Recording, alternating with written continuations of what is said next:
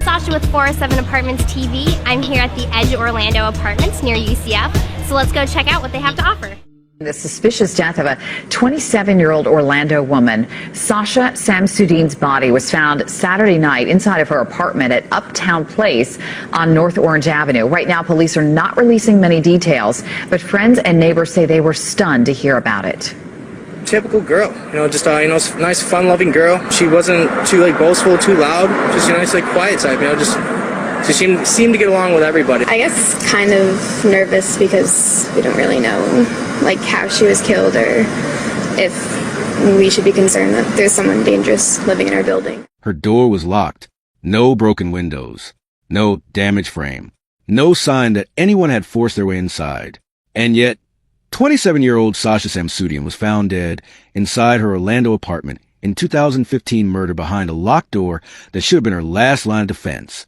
What made this case immediately different from most homicide investigations was that single, undeniable fact. There was no forced entry, which meant whoever got into that apartment either had a key, knew how to bypass the lock, or both. Sasha was a 27-year-old woman living in what appeared to be a secure residential building in Orlando, Florida. Keypad locks, controlled access, security personnel on the property.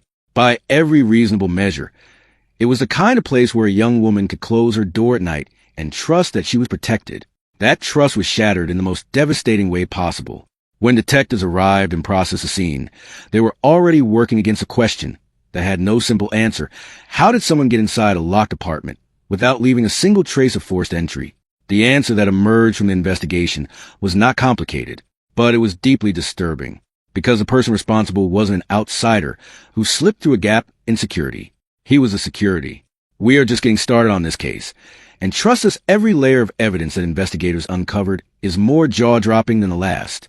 But before we go any further, tell us in the comments, where in the world are you watching from today? We love seeing our True Crime Tower family represent from every corner of the globe. Drop your location below. She was a graduate of Seminole High School in Sanford. Police are asking anyone who was in the area of North Orange Avenue and Mark Street early Saturday morning to please call them. The last time friends saw Sasha was Friday night.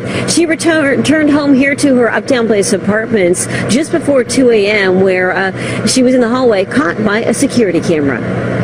It's very sad, and and our biggest thing is we really do want to solve this, and I hope that anyone that sees this picture and that can recognize her that night, just to please give us a call. By the time Stephen Duxbury's trial began in 2017, prosecutors had built a case that left very little room for doubt. His fingerprint was recovered from beneath Sasha's toilet seat, a location that had no innocent explanation. His DNA was found on her body. Shoe prints at the scene were matched directly to shoes recovered from his home. First, though, breaking news alert from the courthouse. A former security guard is indicted for raping and murdering someone he was supposed to be protecting.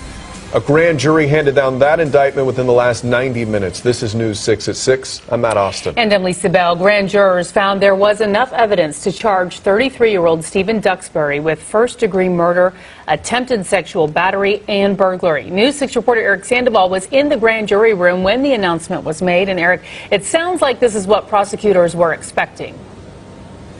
Yeah, pretty much. The only thing the grand jury really changed was the sexual battery charge. They changed that to attempted sexual battery. But other than that, they agreed there is enough evidence to move this case towards trial.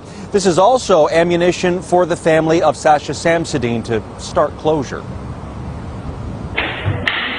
One of the key pieces of evidence that prosecutors had in today's grand jury presentation was this surveillance video taken at the Uptown Place apartments. It shows 27-year-old resident Sasha Samsudean walking with security guard Stephen Duxbury.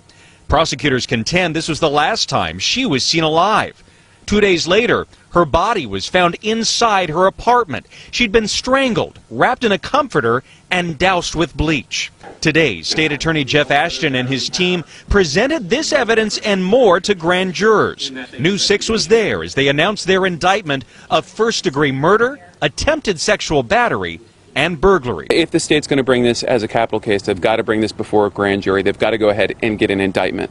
Legal analyst Stephen Kramer says today was a good first run for prosecutors. He says it was a good chance for them to see how some of the evidence was perceived by jurors.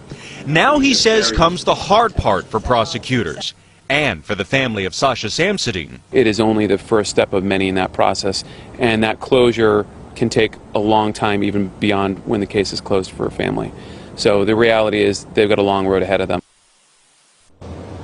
And an important side note, the Uptown Place apartments where this murder happened is just 3 blocks to the north of us. As for Duxbury, his next court date is his arraignment.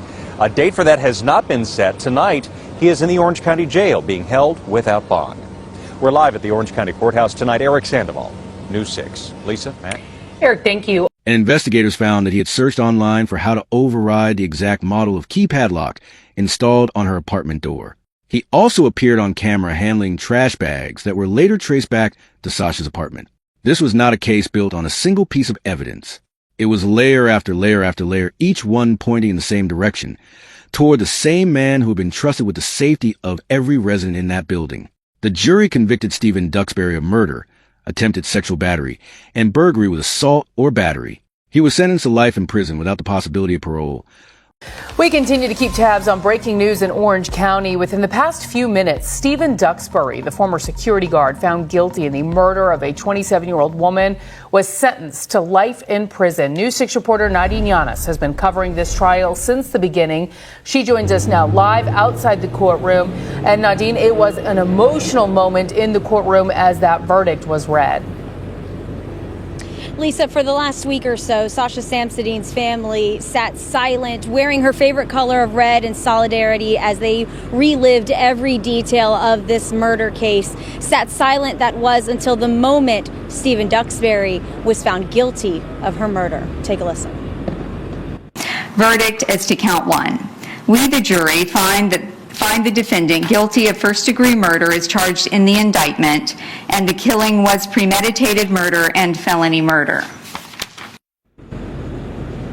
The family broke down in tears when that verdict came down. It took the jury about 3 to 4 hours to come back with a guilty verdict on all 3 charges. That now means 35-year-old Stephen Duxbury is convicted of attempting to rape, break in, and murder Sasha Samsudean at her Uptown Place apartments back in 2015. The state in the last week showing that his DNA was found on her breasts, his footprints in her apartment, and his shoe prints in her apartment as well. It was enough for the jury to come back with those guilty verdicts. Sasha Samsudean's mother talking to the judge before she handed down her sentence. Because I will never have a Last Supper with my daughter again. I wouldn't have birthdays. Her father would never get to walk her down the aisle. I have attended a lot of weddings since then, and every wedding I attended, I know we would never have that with my daughter. What he has done is broke the chain that we had as a family of 4. And Mrs. Samsudean says that today she is crying for 2 reasons. First, she feels like there's finally justice in her daughter's case after 2 years, but she's also crying knowing that Stephen Duxbury's mother will be losing a son today. That is because after hearing that testimony, emotional, nobody in that courtroom had a dry eye, the judge then sentenced Stephen Duxbury to life in prison. We will have more from inside the courtroom and what was an emotional last hour coming up at News 6 at 6. Lisa, back to you. Nadine Yanis reporting live for us tonight. Thank you. With additional years added on top of that sentence, he will not walk free. But Sasha's family didn't stop there. They pursued civil action against the apartment complex, the security company, and the lock manufacturer, holding accountable not just the man who committed the crime, but the institutions whose failures made it possible. They also worked alongside local authorities to support other victims' families, transforming their grief into something that reached far beyond their own loss. Sasha Samsudean was 27 years old. She deserved to be safe in her own home. Her family has made sure she is never reduced to statistics. I remember at her funeral, I stood outside because I didn't want to see her. She had an open casket, and I did not want that to be my last memory. I wanted the lunch that I had with her to be my last memory. And her parents, they're pretty insistent, and they had everybody walk past. and I had to. I couldn't get out of it. And I still have that image in my brain, and I can't get it out. And the image and the sound that I really can't get out was when she was cremated and when they turned on the incinerator after her service.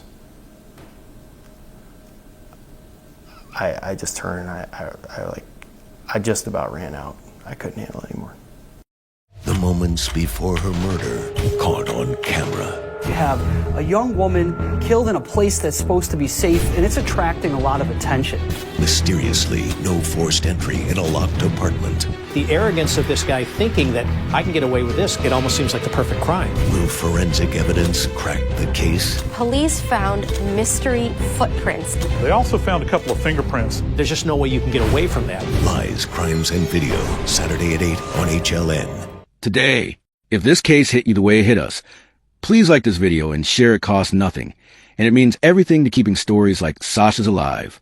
And we want to hear your thoughts. Do you believe the apartment complex and the security company were equally responsible for what happened to Sasha? Leave your answer in the comments. We read every single one. Don't forget to subscribe to True Crime Tower so you never miss a case that deserves to be told.